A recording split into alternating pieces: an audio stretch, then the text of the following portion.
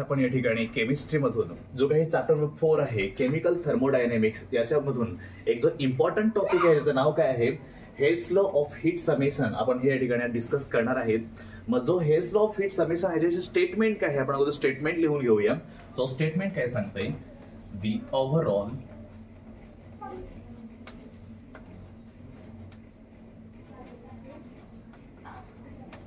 enthalpy change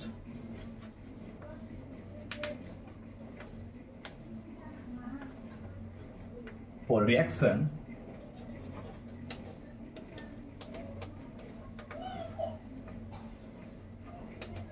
is equal to sum of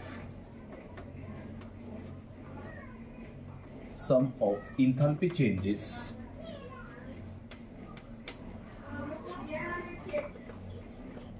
of individual steps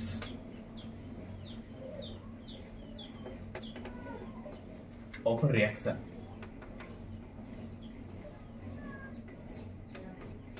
असं जे statement आहे ते कोणासाठी आहे तर या ठिकाणी हेस लॉ साठी या प्रकारचं स्टेटमेंट या ठिकाणी आहे। आता हेस लॉ काय सांगते हेस लॉ ऑफ हीट समेशन आता ह्याच्यामध्ये सांगताय काय की ही समेशन जी काही हीट बाहेर पडते त्या हीटचं आपण काय करायचंय समेशन म्हणजे काय त्या ठिकाणी ऍडिशन करायची बेरीज करायची त्याला आपण काय सांगतोय हीट समेशन सांगतोय। सो या ठिकाणी आपण स्टेटमेंट लिहून घेतले। स्टेटमेंट काय सांगतोय दी ओव्हरऑल एन्थाल्पी चेंज म्हणजे जी काही ओव्हरऑल एन्थाल्पी चेंज आहे ती काय आहे ओव्हरऑल एन्थाल्पी चेंज म्हणजे काय पूर्ण overall enthalpy change for a reaction is equal to ती कोणा बरोबर आहे is equal to sum of enthalpy changes of individual steps of a reaction की जी काही रिएक्शन असेल त्या रिएक्शन मध्ये काही इंडिव्हिज्युअल स्टेप्स असतील त्या इंडिव्हिज्युअल स्टेप्स मध्ये काही एन्थाल्पी चेंज किती होते या सगळ्यांची जे आपण समेशन करतोय ती जे काही समेशन असेल ते कोणाच्या बरोबर असेल तर overall enthalpy change of a reaction बरोबर असेल। सो या ठिकाणी आपण जर समजून घेऊया की समजा या ठिकाणी फर्स्ट रिएक्शन या ठिकाणी आहे ए टू बी आणि जो समजा प्रोडक्ट बनतोय या ठिकाणी ए बी प्रोडक्ट या ठिकाणी बनतोय। नेक्स्ट समजा या ठिकाणी सी डी आहे मग जो समजा प्रोडक्ट बनतोय या ठिकाणी सी डी प्रोडक्ट बनतोय। मग समजा या ठिकाणी जेव्हा समजा ही जी आहे फर्स्ट स्टेप समजा ही आहे आणि ही जशी समजा या ठिकाणी काय आहे सेकंड स्टेप आहे। मग समजा ही जी फर्स्ट स्टेप आहे या फर्स्ट स्टेप मध्ये जेव्हा समजा ही प्रोसीड होते त्यावेळी जी काही एनर्जी बाहेर पडते म्हणजे एन्थाल्पी चेंज या ठिकाणी आहे ती समजा या ठिकाणी आपण पकडूया समजा या ठिकाणी 3 kg आणि नेक्स्ट जेव्हा समजा ही जी स्टेप आहे जी काही समजा इंडिव्हिज्युअल रिएक्शन आहे ही जेव्हा समजा कंप्लीट होते यावेळेस जी काही एनर्जी आहे समजा या ठिकाणी ती समजा बाहेर पडते एन्थाल्पी चेंज या ठिकाणी बाहेर पडते ती समजा आपण बघू या ठिकाणी 2 kg। मग या ठिकाणी त्याने काय सांगितलंय की जे काही ओव्हरऑल एन्थाल्पी चेंज आहे ते आपण कसे फाइंड आउट करणार तर या ठिकाणी जी फर्स्ट समजा रिएक्शन असेल मी ही जी इंडिव्हिज्युअल स्टेप आणि ही इंडिव्हिज्युअल स्टेप आपण दोघांची काय करायची या ठिकाणी ऍडिशन करायची समेशन करायचं दोघांचे जे काही ऍडिशन समेशन येईल ते काय असेल overall enthalpy change of reaction असेल। म्हणजे थोडक्यात कसं की या ठिकाणी 3 + 2 किती येते या ठिकाणी 5 जे येते। म्हणजे 3 आणि 2 हे कोण आहेत इंडिव्हिज्युअल स्टेप्स मग या ठिकाणी 3 आणि 2 हे कोण आहेत enthalpy change of a individual step हे पण कोण आहे enthalpy change of a individual step. पण या ठिकाणी 3 आणि 2 आपण दोघांच्या ठिकाणी समेशन करतोय ते कोण असेल ओव्हरऑल एन्थाल्पी चेंज असेल हे आपण या ठिकाणी लक्षात ठेवायचंय। ठीक आहे आय होप सगळ्यांनी हे समजलं असेल कन्सेप्ट। सो नेक्स्ट या ठिकाणी जो काही एन्थाल्पी चेंज आहे तो डिपेंड कोणावरती आहे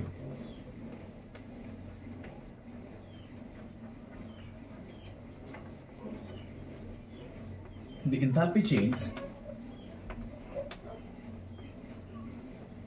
is depends upon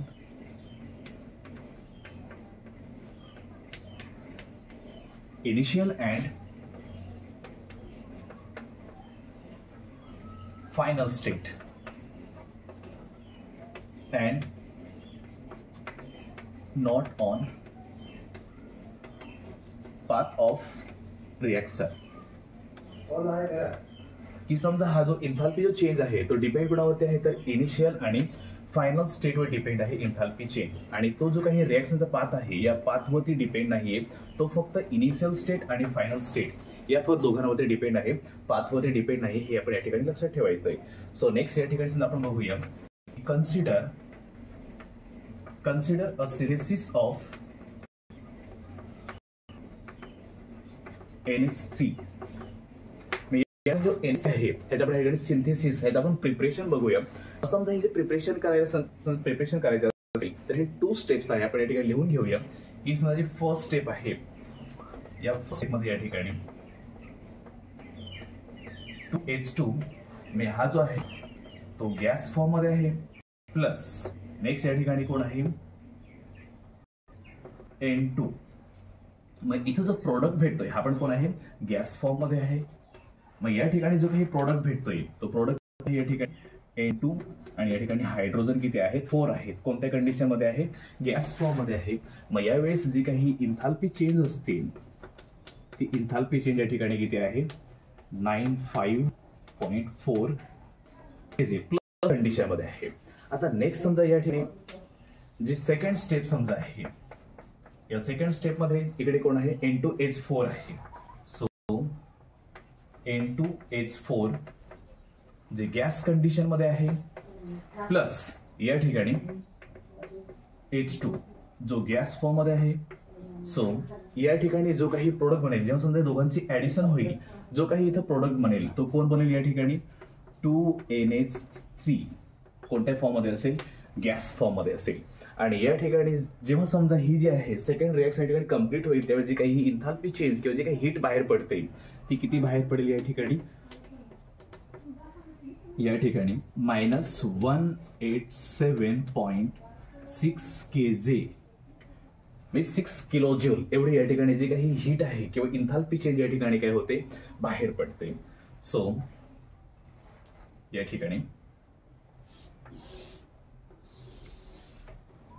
आता समजा हे जे आहे हे काय आहे enthalpy change of individual reaction. हे पण काय आहे enthalpy change of individual reaction आहे.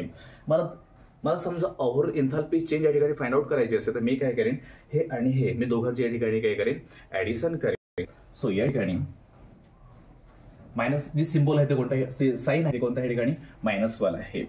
सो समजा आपण बघूया की समजा इकडचे 2H2 या ठिकाणी जे हायड्रोजन आहे ते किती आहे there is a presence of 4 number of hydrogen आणि इकडे किती आहे there is a presence of 2 number of hydrogen. So 4 + 2 किती होत आहे 6 होत आहे. म्हणजे हे जे आहे ते आपण या ठिकाणी 3H2 मी कोणत्या फॉर्म मध्ये आहे गॅस फॉर्म मध्ये, कारण हायड्रोजन कोणत्या फॉर्म मध्ये आहे गॅस फॉर्म मध्ये. या ठिकाणी N2H4 आणि N2H4 दोघे काय आहेत सेम आहेत. या ठिकाणी काय होतील कॅन्सल होतील. मग इकडे परत जे प्रोडक्ट साइड आहे इकडे शिल्लक कोण आहे फक्त N2 आहे, कारण की आपण 2H2 आणि हे आपण या ठिकाणी घेतो 6 हायड्रोजन.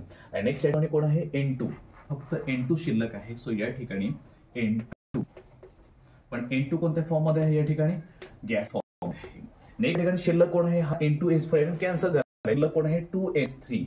सो या ठिकाणी 2NH3 आणि कोणत्या फॉर्म मध्ये आहे अमोनिया गॅस फॉर्म मध्ये आहे.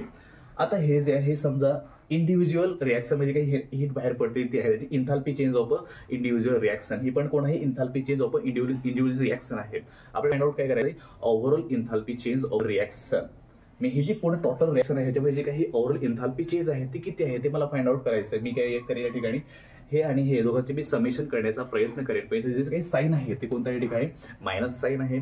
सो मी काय करेन या ठिकाणी 187.6 आणि मायनस जो आहे तो कोण करेन 95.4 मायनस, कारण जे काही साइन आहे ते कोणतं आहे मायनस साइन आहे. सो 6 - 4 किती येईल 2.7 - 5 किती येईल 2. 18 - 9 किती येईल या ठिकाणी समजा 9 या ठिकाणी 0. सो 92.2 kJ किती येते जे काही डेल्टा एच जे काही समजा प्रोडक्ट साठी असेल किंवा overall enthalpy change of reaction साठी असेल ते समजा या ठिकाणी किती असेल ओव्हरऑल साठी जे काही असेल या ठिकाणी ते किती असेल 92.2 kJ. हे आपण या ठिकाणी लक्षात ठेवायचंय. ठीक आहे. ही जी आहे आपण मेन रिएक्शन बघितली. ही रिएक्शन आपण या ठिकाणी लक्षात ठेवायची सिंथेसिस ऑफ दी अमोनिया. आता नेक्स्ट या ठिकाणी आपण बघितलंय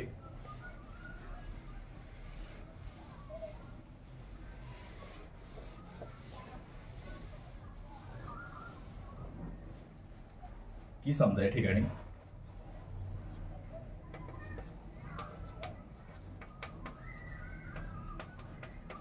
स्टेप 1 अँड स्टेप 2 म्हणजे स्टेप 1 आणि step 2. The step 1 and step 2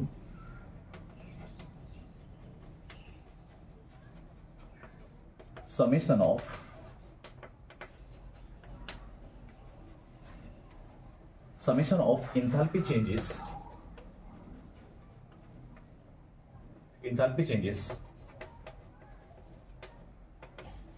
gives rise to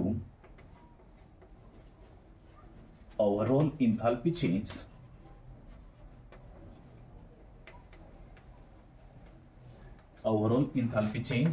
of a reaction.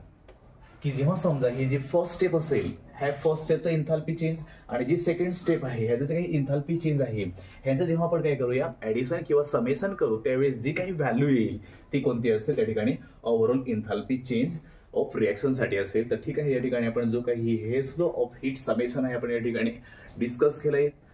तर नक्कीच बोर्डच्या दृष्टीने हा जो टॉपिक आहे तो नक्कीच खूप महत्वाचा असेल. ठीक आहे, धन्यवाद.